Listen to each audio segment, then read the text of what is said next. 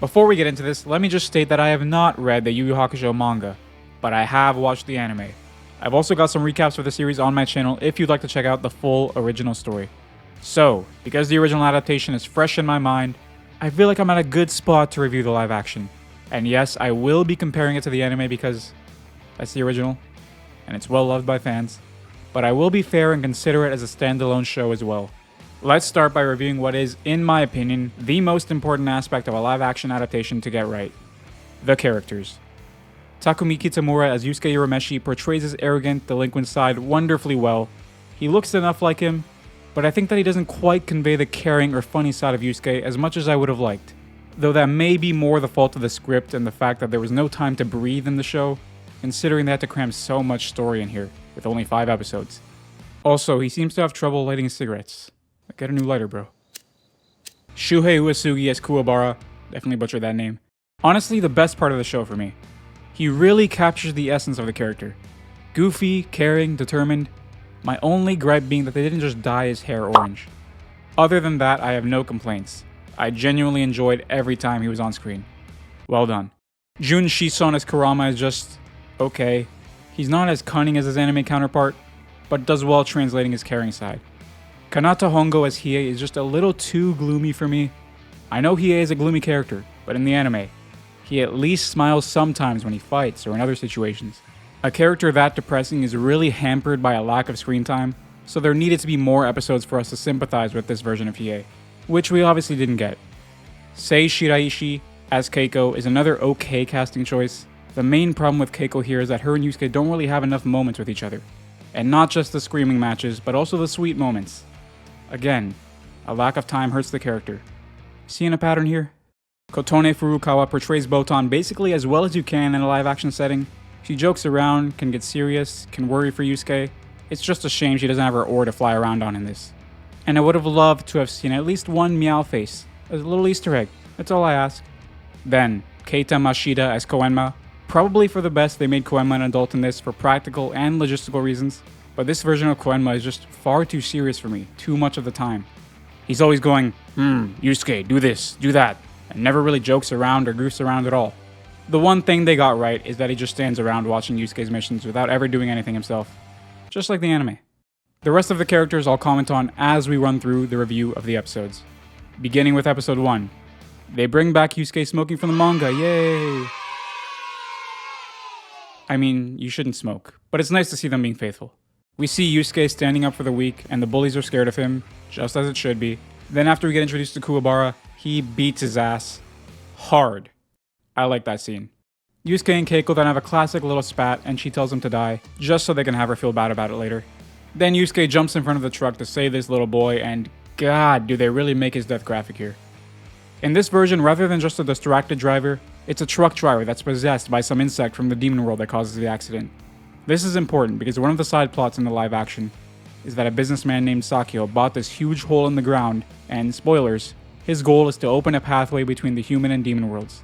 But we'll get to that later. Botan shows up to take Yusuke to the spirit world, which looks way different, but honestly, better than the original. And they don't float around, they just walk and warp everywhere. A little disappointing. But here's where we get to one of my key issues with the plot in the show. The entire section where Yusuke has to earn his right to be returned back to life is completely cut out. Koenma just says the minute he meets him,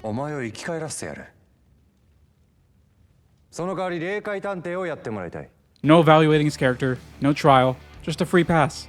Takes a lot away from Yusuke's character development early in the series, that makes you sympathize with him and see past his delinquent facade.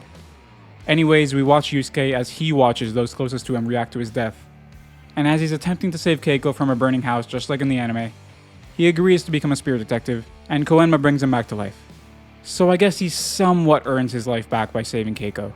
Anyways, he immediately heads to the location where one of these roundworm insects has infected his classmate and is going on a rampage. Kuwabara and his friends get their ass beat by him first though, which becomes significant because that moment serves as a trigger for Kuwabara desiring to become stronger. So, Yusuke comes to save the day and we get a really janky, awkward fight between him and his possessed classmate. The fight itself is fun to watch, if only because it's so freaking weird. And I've also got to give props to this actor for all the faces and wild movements he's making. Kudos to you, dude. Eventually, Yusuke manages to use some spirit energy, like Koenma was telling him to do, and knocks the demon out of his head, then kills it. After the fight, Koenma just shits on Yusuke for no reason whatsoever. Then we see a scene that looks like it's straight out of I Am Legend. Like, what the fuck are these things? And Kurama, Hiei, and Goki steal the 3 dangerous items just like they do in the anime. And I mean, it's a pretty cool scene, but again, I don't like the generic ass design they gave these demons. On to episode 2. Horrible casting choice for Goki. A small role, but still. Horrible. Just horrible. Anyways, the fight with Goki just kind of starts out of nowhere. I don't know what it is, but in his ogre form, he just kind of seems off. Like, I can clearly tell I'm watching a real person versus a CGI character. It's not great. The fight itself is obviously very different from the anime. A lot of cars getting destroyed. The director must have had some kind of car destroying fetish. But Yusuke finishes the fight pretty similarly to the anime, as we finally get to see a live action spirit gun. I don't know why they didn't have him yell, "Ray gun!" A little disappointing. Then after all the children's souls are freed from Goki's artifact, we turn to Tarukane's place where he has Yukina chained up. I must say, Tarukane is almost as nasty and vile as he is in the anime, so great job on that casting. No offense to the actor. But they sell Yukina short in this version. In the anime, Yukina apparently wouldn't cry after any form of torture, except when other living things were hurt. But here, Tarukane enters what seems like the storage locker of a restaurant and says, "You guys are too lax. You gotta do way worse." Then all he does is put the end of his cigarette to her arm, and she cries. Really? That's it? Alright. Yukina should be tougher than that. Hiei gives himself a Jiganai in this, which I thought was a random and unnecessary change. It's not like he ever really uses it anyways. Then we have Yusuke meet Kurama, and the redhead quickly convinces him that he's a decent dude. So when he discovers that he's going to give his life to save his mother, just like the anime, Yusuke jumps in to offer up his life instead. Though I don't really know what they were thinking with this effect. It's weird. They don't change too much here from the anime, except that Kuwabara tries to stop him from helping a demon. Then when he apologizes, we get this heartwarming shot that honestly, I wish was in the anime. Now this is where we begin to really deviate from the anime, and shit gets all jumbled up. Hiei has no evil arc that pits him against Yusuke. All he wants to do is find his sister Yukina. So after Tarukane gets scared that a demon is after his ass, Sakyo invites him to his residence to protect him. And in the final shot of episode 2, we are introduced to the Toguro brothers. So what do I think? They're fine. Hey, you liking the review so far? No. Alright, consider liking and subscribing then. Into episode 3, we see Yusuke have a little scuffle with Hiei where he's humiliated, but the emo demon has no interest in him. Then Tarukane arrives on Hanging Neck Island where we are introduced to the Black Club, though I don't think they ever call it that in the show. Now this part, I don't understand. Sakyo gains Tarukane's trust after he shows him Toguro shredding a monster to smithereens. How is that gaining his trust? I don't get it. Anyways, Toguro at 30% power looks pretty good. They did the power up well, I think. Moving on, they remove the tournament where Genkai determines her successor, and just have Koenma assign Yusuke to be her pupil, and Kuwabara joins too. Genkai is portrayed okay here. I do wish she was a bit shorter and berated Yusuke a bit more, but she at least gets this cool fight sequence where she humiliates the delinquent. But because Yusuke never meets Toguro before his final fight in this series, he has no real purpose or motivation to get stronger here, so I'm not as invested in his training. Kuwabara masters the Spirit Sword, my goat, and after Yusuke trains with a bit of conviction for about 3 weeks, Genkai decides he's perfectly suited to inherit her incredible power. Really? That's it. Alright. Before that though, there's a weird bit of dialogue here. Genkai tells Yusuke that sacrificing something for power is not strength, but weakness of the heart. Maybe there was a translation error there because that makes literally no sense. If you're a human who has lived life at all, you would know that to get stronger or better in anything, you have to sacrifice something, and that can be a good thing. What they were trying to replicate from the anime but failed miserably at is the scene where Genkai dies and tells Yusuke how Toguro is afraid of growing old and losing his strength, and so sacrifices humanity as well as his loved one's trust to become a demon and preserve his strength. See, with this context it makes sense, but in the live action there is no context, so what she says just sounds stupid. Then she just gives him her spirit wave orb. No suffering for it, no earning it, she just hands it to him after knowing him for 20 days, then they leave her mansion. Then later, again, with no context except for this picture, Toguro shows up to Genkai's house, and after they talk about how much they discussed each other, they cut to a different scene, and when they cut back, Genkai's just dead. Alright. Oh no, Keiko is kidnapped by Hiei. Oh wait, it's not Hiei, it's the elder Toguro brother in disguise. But now we get an excuse for a fight scene between Yusuke and the real Hiei, where we get to see Yusuke's slightly improved skills, though he is kind of just swinging his arms around half the time. Still doesn't say Reigan. Kurama then steps in and Kuwabara joins, as the four are escorted by Sakyo's people to Hanging Neck Island. Cut to episode 4 and we have this scene with Sakyo and Terukune, where Sakyo plays Russian roulette but with 5 bullets. And honestly, though he's not as charming as his anime counterpart, his deranged side comes across perfectly here. And this is genuinely my favorite scene in the entire show. It's just enthralling. I love it. So then the boys arrive to the island and we get a string of matchups that happened in the anime, though obviously under different circumstances. There's no dark tournament here. Whilst the rich folks bet on the fights, we have Kurama vs Karasu and Hiei vs Bui. The Kurama vs Karasu fight follows similar beats to the anime. It's decent.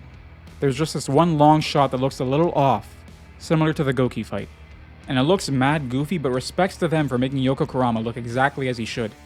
We don't get to see Super Saiyan Karasu here, and Kurama ends up taking him out with an attack he used on his first opponent from the Dark Tournament, Roto.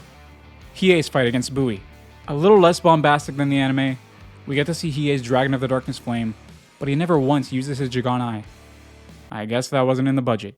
Keiko escapes with Yukina and they run into Kuwabara, whose obsession with Yukina is even cringier here than it is in the anime. But honestly, I love it. Even though this chase scene with the monster wasn't in the anime, I like the little Indiana Jones moment it gives Kuwabara. If you can't tell, I'm a little biased here. He's just the best character in this show. As we head into the 5th and final episode, finally, I'm just kidding, it's not that bad. The trio of Kuwabara, Keiko, and Yukina run into the elder Toguro brother. And I think they do his special effects pretty well, and he comes across just as creepy as in the anime. Meanwhile, Yusuke gets his ass beat by the younger Toguro brother, and after the club are almost killed whilst watching, they all flee, leaving just Sakyo there to watch. Whilst this is happening, the wormhole Sakyo built connecting the demon and human worlds is finally open, and Koenma struggles to hold the demons inside his barrier. So, much like the anime, Sakyo decides to bet his life and his project on the outcome of the Toguro fight. Kurama and Hiei show up to help Yusuke fight Toguro, which from an anime head's perspective, I don't like. I just don't want to see anyone but Yusuke fight Toguro. It doesn't feel right. Regardless, Toguro beats all their asses and it's a pretty entertaining fight. Then when his brother shows up and reveals to everyone how Genkai died the same way he does in the anime, though he does say that she challenged him to a fight when that never happened. He literally just showed up to her house and killed her. Then Toguro kills his older brother for seemingly no reason here. In the anime it was pretty clear that he pissed him off with his comments about Genkai. But here, again, too little context. Then after thinking of his dead master, Yusuke gets a very anime-like power-up. And after punching Toguro around a bit, we get to see this. Toguro at 100% power. Not it. Honestly, he looks more like a titan here. Just like the anime, he kills Kuwabara, which angers Yusuke enough that he gets another power boost. And though they try to replicate the clash in ideals that Toguro and Yusuke have from the anime, about giving up everything to get stronger, it just rings hollow here. So, Yusuke finally shoots him with his super-powered spirit gun. Hey, he finally says it. Then Toguro blocks it but disintegrates just like in the anime. Sakyo upholds his end of the bargain, and Yukina heals Kuwabara. In the final scene, they show the meeting between Genkai and Toguro in the afterlife, but it lacks the same impact of the anime because everything happens so fast, and not enough was built up.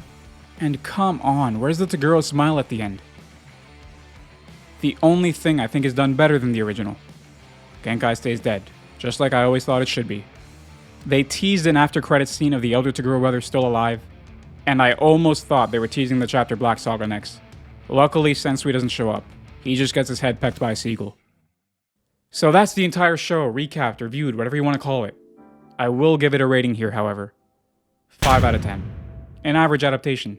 Honestly, the costumes and character portrayals hold it up. I didn't mention the sets, but boy did most of them feel out of place. That final fight stage? What the fuck was that? It looked like they were fighting in the office warehouse. The music was fine, nothing special, but it did the job. The effects were decent. But the one big gripe I and probably most other people have with this adaptation is, there just wasn't enough time. I don't know why they felt the need to make this 5 episodes. They could have done with at least 5 more. There needed to be more time for moments to breathe. Characters like Hiei needed time for us to understand him better. Yusuke needed more time to earn his strength and his right to return to life. It feels like the live action was just relying on the audience's knowledge of the series. to fill in the gaps and prop up the character's likability, but it wasn't enough. The live action needed to earn its own place as a good adaptation. Otherwise, we just watch the anime or read the manga.